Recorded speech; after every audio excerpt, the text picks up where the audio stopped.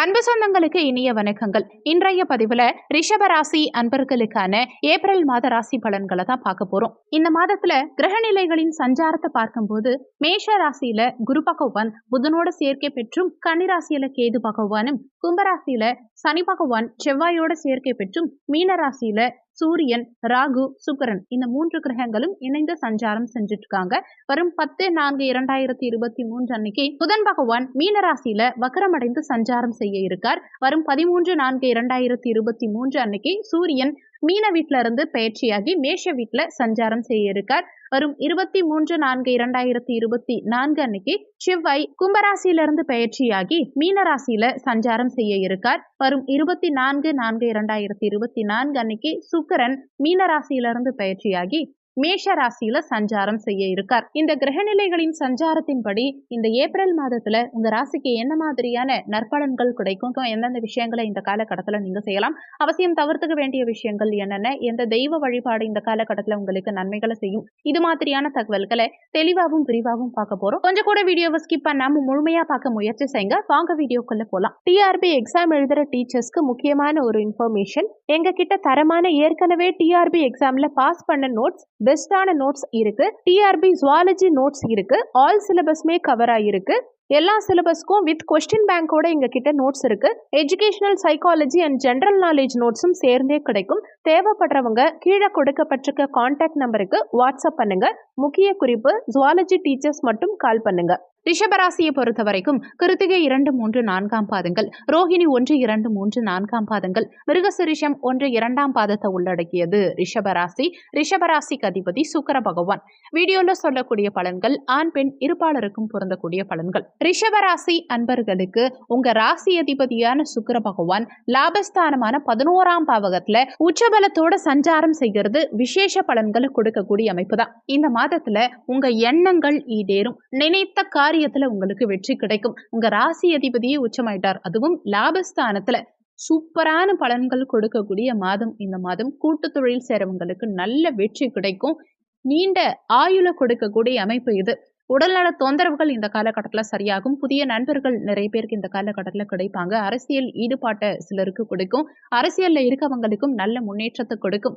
நல்ல அறிவு கூர்மை, புத்தி கூர்மையை கொடுக்கும். உங்க எண்ணங்கள், செயல்கள், சிந்தனைகள் எல்லாமே இந்த காலகட்டத்தில் சிறப்பா இருக்கும். நீங்க தொட்டது துலங்கும். எதுவா இருந்தாலும் சரி, நம்மளால முடியும், எதுவா இருந்தாலும் சாதிக்கலாம் அப்படிங்கிற ஒரு எண்ண ஓட்டம், உந்துதல் உங்களுக்குள்ளேயே சிறப்பா இருக்கும் இந்த காலகட்டத்தில். தனக்குடும்ப வாக்குஸ்தானமான 2ஆம் பாவகத்து அதிபதி புதன் பகவான் விரயமோட்ச ஸ்தானமான 12ஆம் பாவகத்துல குரு பகவானோட சேர்க்கை பெற்று சஞ்சாரம் செஞ்சுட்டு இருக்கார். குடும்ப ஸ்தானாதிபதி விரயஸ்தானத்துல இருக்கிறதுனால விரய செலவுகளை கொஞ்சம் கண்ட்ரோல் பண்ண பாருங்க. தேவையில்லாத செலவுகளை குறைச்சிக்க முயற்சி செய்யுங்க. முடிஞ்ச வரைக்கும் சுப செலவுகளா பண்ண முயற்சி செய்யுங்க. யாருக்கிட்டையும் அவ்வளவு சீக்கிரத்துல வாக்கு கொடுக்காதீங்க. ஒரு சில நேரங்கள்ல நீங்க கொடுத்த வாக்கை காப்பாற்ற முடியாம போகலாம். எங்க எதை பேசணுமோ அதை மட்டும் பேசுங்க. தேவையில்லாத பேச்சுக்களை தவிர்த்துக்கிறது இந்த காலகட்டத்தில் உங்களுக்கு நல்லது. சில நேரங்கள்ல நீங்க நல்லதா பேசினாலுமே கூட மற்றவங்க அதை தவறா எடுத்துக்கிறதுக்கு வாய்ப்புகள் இருக்கிறதுனால பேச்சில் நிதானத்தை கடைபிடிக்க பாருங்க. குடும்ப உறுப்பினர்கள் கிட்டையும் விட்டு கொடுத்து செல்வது, அனுசரித்து செல்வது இந்த காலகட்டத்தில் உங்களுக்கு நல்லது. இதெல்லாம் வரும் 10ஆம் தேதி வரைக்கும் தான். ஏன்னா ஏப்ரல் 10ஆம் தேதிக்கு பிறகு உங்க தனக்குடும்ப வாக்குஸ்தானாதிபதியான புதன் பகவான் லாபஸ்தானமான 11ஆம் பாவகத்துல நீச்சமா இருக்க போறார். ஆனாலுமே இவர் நீச்சமா தனிச்சு இல்லாம உச்சமடைஞ்ச சுக்கிரனோட சேர்க்கை பெற்று நீச்சபங்க ராஜயோகத்தோட செயல்படக்கூடிய அமைப்பு தான். அப்போ வரும் 10ஆம் தேதிக்கு அப்புறமா சூப்பரான பலன்கள் உங்களுக்கு கிடைக்கும். தன வருமானம் சிறப்பா இருக்கும். குடும்பத்துல சுபகாரியங்கள் செய்யக்கூடிய அமைப்புகளை கொடுக்கும். குடும்பத்துக்காக நிறைய விஷயங்கள் பார்த்து செய்யக்கூடிய அமைப்புகளை கொடுக்கும். அதே மாதிரி உங்க வாக்கு பலிதமாகும். கொடுத்த வாக்கை காப்பாற்றக்கூடிய அமைப்பு கொடுக்கும். உங்க இனிமையான பேச்சால நிறைய காரியங்களை சாதிக்கக்கூடிய அமைப்புகளை கொடுக்கும். அதுவும் உங்க தனஸ்தானாதிபதி லாபஸ்தானத்துல அமர்ந்து தன்னுடைய சமசப்தம பார்வையா பஞ்சமஸ்தானமான 5ஆம் பாவகத்தை பார்க்கறது விசேஷ பலன்களை கொடுக்கக்கூடிய அமைப்பு தான். அப்போ ஏப்ரல் மாதம் 10ஆம் தேதிக்கு பிறகு சகல விதத்திலையும் ஏற்றமான முன்னேற்றமான பலன்கள் கொடுக்கக்கூடிய அமைப்பு தான். நீங்க செய்யும் தொழில லாபங்கள் இந்த காலகட்டத்துல உங்களுக்கு வரும் 10ஆம் தேதிக்கு பிறகு அதிகரிக்கும். அதே மாதிரி குழந்தை பாக்கியம் சாதகமாகும். ஏன்னா பஞ்சமாதிபதியான புதன் பகவான் நீச்சபங்க ராஜயோகத்தோட செயல்படும் காரணத்தினாலையும், அதே மாதிரி அந்த 5ஆம் அதிபதி 5ஆம் இடத்தையே பார்க்கும் காரணத்தினாலே குழந்தை பாக்கியம் இந்த காலகட்டத்தில் சாதகமாகும். சுகத்தாயார் ஸ்தானமான 4ஆம் பாவகத்து அதிபதி சூரிய பகவான் வரும் 13ஆம் தேதி வரைக்கும் லாபஸ்தானமான 11ஆம் பாவகத்துல சஞ்சாரம் செய்யறது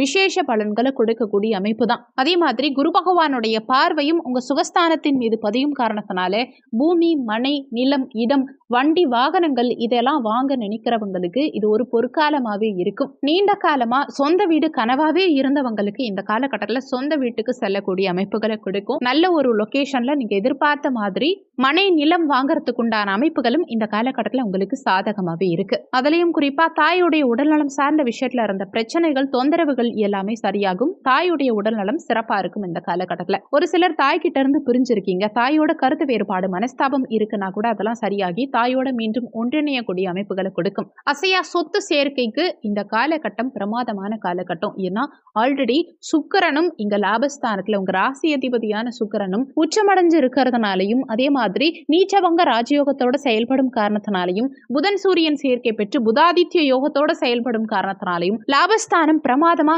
பலமா இருக்கு. அதே மாதிரி சுகஸ்தானமும் குரு பகவானுடைய பார்வை பெற்று பலமா இருக்கும் காரணத்தினாலையும், சுகஸ்தானாதிபதியான சூரியனும் இம்மாதத்துல லாபஸ்தானத்துல இருக்கிறதும் விசேஷம். வரும் 13ஆம் தேதிக்கு பிறகும் விரயமோட்ச ஸ்தானமான 12ஆம் பாவகர்ல சூரியன் மறைஞ்சிருந்தாலுமே உச்சபலம் பெற்று சஞ்சாரம் செய்ய இருக்கார். இதுவுமே கூடுதல் விசேஷ பலன்களை கொடுக்கக்கூடிய அமைப்பு தான். 4ஆம் அதிபதியோட சுக்கிரன் உச்சபலம் பெற்று இணைந்து சஞ்சாரம் செய்யும் காரணத்தினால, அதுவும் லாபஸ்தானத்துல இருக்கும் காரணத்தினால அசையா சொத்து சேர்க்கைங்கிறது இந்த மாதத்துல சிறப்பா இருக்கும் ரிஷபராசி அன்பர்களுக்கு. அதே மாதிரி வண்டி வாகனக்காரகனான சுக்கிரனும் உச்சமடைஞ்ச காரணத்தினால வண்டி வாகனங்கள் வாங்குற அமைப்பை நிறைய ரிஷபராசி அன்பர்களுக்கு இந்த மாதத்துல கொடுக்கும். ஏற்கனவே வண்டி வாகனங்கள் வச்சிருக்கீங்கன்னா கூட புதுசா வேற வாகனங்கள் வாங்கறதுக்கு உண்டான அமைப்புகளை கொடுக்கும். ஒரு சிலர் பைக் வச்சிருந்தா கூட கார் வாங்கறதுக்கு உண்டான அமைப்புகளை கொடுக்கும். ஒரு சிலர் பழைய வண்டி வாகனங்களை கொடுத்துட்டு புதிய வாகனங்கள் வாங்கறதுக்கு உண்டான அமைப்புகளை கொடுக்கும். குருவும் சுகஸ்தானத்தை பார்க்கறதுனால சுகபோகங்களை பெருக்கிறதுக்கு உண்டான அமைப்புகளை கொடுக்கும். ஆனாலுமே புதன் 12ஆம் பாவகர்ல மறைஞ்சிருக்கும் காரணத்தினால டாக்குமெண்ட் சார்ந்த விஷயங்கள்ல, பத்திரப்பதிவு சார்ந்த விஷயங்கள்ல மட்டும் கொஞ்சம் கவனமா இருந்துக்கோங்க. டாக்குமெண்ட் பர்ஃபெக்டா இருக்காங்கிறத பார்த்துக்கிட்டு செக் பண்ணிக்கிட்டு பத்திரப்பதிவு பண்றது இந்த காலகட்டத்தில் உங்களுக்கு நல்லது. பஞ்சமஸ்தானமான 5ஆம் பாவகர்ல கேது பகவான் சஞ்சாரம் செஞ்சுட்டு இருக்கார். உங்க ராசி அதிபதியான சுக்கிர பகவான் லாபஸ்தானத்துல அமர்ந்து தன்னுடைய சமசப்தம பார்வையா பஞ்சமஸ்தானத்தை 5ஆம் இடத்தை கேதுவை பார்க்கிறார் சுக்கிரன். அதே மாதிரி 5ஆம் பாவகத்து அதிபதி புதனும் லாபஸ்தானத்துல அமர்ந்து வரும் 10ஆம் தேதிக்கு பிறகு லாபஸ்தானத்துல அமர்ந்து அவரும் இந்த 5ஆம் இடத்தை பார்க்கிறார். அப்போ பூர்வ புண்ணிய ஸ்தானம் வலுவடையுது இந்த மாதத்துல.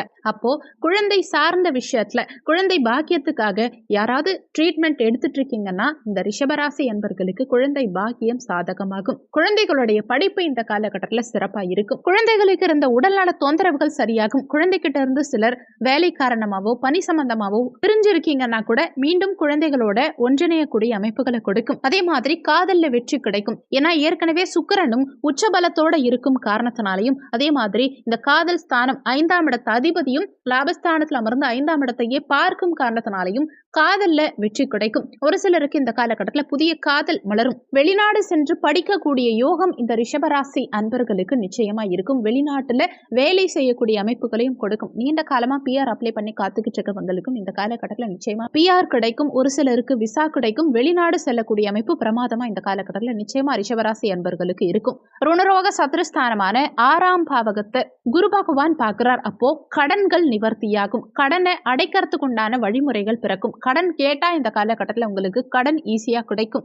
எதிரிகளை வெல்லக்கூடிய அமைப்புகளை கொடுக்கும். இதுவரைக்கும் இருந்த எதிரிகள், மறைமுக பகைவர்கள் யாருங்கிறத இனம் கண்டறிந்து அவங்களை ஜெயிக்கிறதுக்கு உண்டான வழிமுறைகள் இந்த காலகட்டத்தில் உங்களுக்கு பிறக்கும். உடல் நலத்துல இருந்த தொந்தரவுகள், பிரச்சனைகள் இதெல்லாம் இந்த காலகட்டத்தில் உங்களுக்கு நீங்கும். வேலை இல்லாதவங்களுக்கும் இந்த காலகட்டத்தில் வேலை கிடைக்கும். அதே மாதிரி ஏற்கனவே வேலை செய்யறவங்களும் வேற ஒரு வேலை மாறணும்னு நினைக்கிறீங்கன்னா, பெஸ்டான வேற ஒரு வேலை மாறணும்னு நினைக்கிறீங்கன்னா நிச்சயமா நீங்க எதிர்பார்த்த மாதிரி, உங்க ஸ்டேட்டஸ்க்கு ஏத்த மாதிரி, உங்க படிப்புக்கு ஏத்த மாதிரி நல்ல ஒரு வேலை நிச்சயமா இந்த காலகட்டத்தில் உங்களுக்கு கிடைக்கும். குரு பகவானுடைய பார்வையும் 6ஆம் இடத்தின் மீதும் 8ஆம் இடத்தின் மீதும் பதியும் காரணத்தினால திடீர் அதிர்ஷ்ட வாய்ப்புகள் இந்த காலகட்டத்தில் நிறைய ரிஷபராசி அன்பர்களுக்கு கிடைக்கும். ஏதாவது ஒரு மாற்றமும் இந்த காலகட்டத்தில் ஒரு சிலருக்கு கொடுக்கும். வீடு மாற்றம், இடமாற்றம், உத்தியோக மாற்றம், வேலை மாற்றம், இது மாதிரி ஏதாவது ஒரு இடமாற்றமும் கொடுக்கும். அந்த இடமாற்றம் உங்களுக்கு சாதகமான மாற்றமா தான் இருக்கும். 12ஆம் பாவகமான விரயமோட்ச ஸ்தானத்துல குரு பகவான் மறைஞ்சு சஞ்சாரம் செஞ்சாலுமே இந்த மாதத்துல கலத்தர காரகனான சுக்கிர பகவான் உச்சபலம் பெற்று சஞ்சாரம் செய்யும் காரணத்தினால,